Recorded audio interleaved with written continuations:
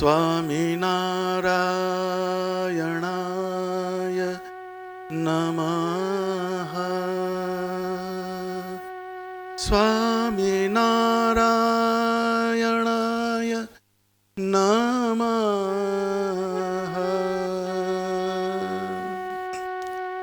ભગવાન સ્વામિનારાયણે શિક્ષાપત્રીમાં મુક્તિનો માર્ગ બતાવ્યો.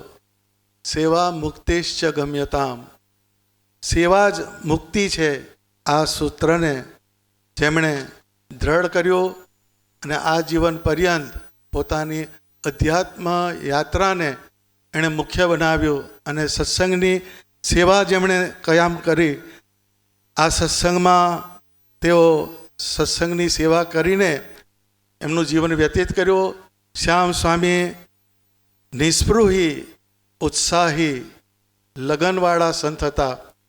સદા થાક્યા વગર કર્મરત રહેવું, સાદગી ભર્યું જીવન, વાત્સલ્ય ભાવ, મૃદુ ભાષી, નિર્માનીપણું, આવા શુભ ગુણોને વહન કરીને જેમણે સત્સંગમાં અવિરત સેવા કરી એવા શ્યામ સ્વામીના ચરણોમાં મારા શ્રદ્ધાંજલિ અર્પણ કરું છું. બ્રહ્માનંદ સ્વામીએ જે શ્યામ સ્વામીના જે ગુણ છે એના અમુક અંશ બ્રહ્માનંદ સ્વામીની બે પંક્તિઓમાં કહું. સંત સદા સબ જીવ સહાયક, દિલ મેં હી પરમ દયાલા, રટના ઘન શ્યામ ચરણ કી, મગન ગગન મતવાલા. સંત સદા સબ જીવ સહાયક, દિલ મેં હી પરમ દયાલા. 2 દિવસ પહેલાં ફેસબુક ઉપર માવદાનજી કવિ થઈ ગયા. એમના કુટુંબમાં એમની પરંપરાને જીવંત રાખનાર નરેશદાનજીએ એક પોસ્ટ મૂકી. એમાં એક ફોટોગ્રાફ હતો.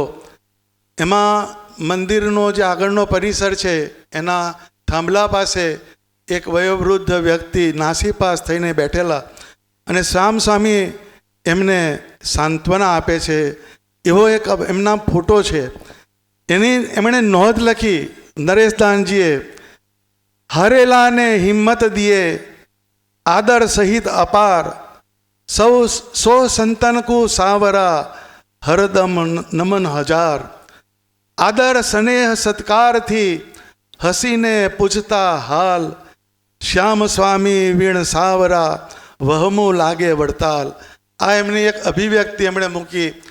આ એક વસ્તુ આપણને બતાવે છે કે શ્યામ સ્વામીનું જીવન કેટલું બધાના હૃદયને સ્પર્શ કરતું હતું. મંદિરમાં સેન્ટ્રલ એસીનો હોલ છે, ઓફિસ છે, પણ શ્યામ સ્વામી બહાર બાકડા ઉપર બેઠા હોય અને સત્સંગની સેવાના કામમાં તે રત રહેતા.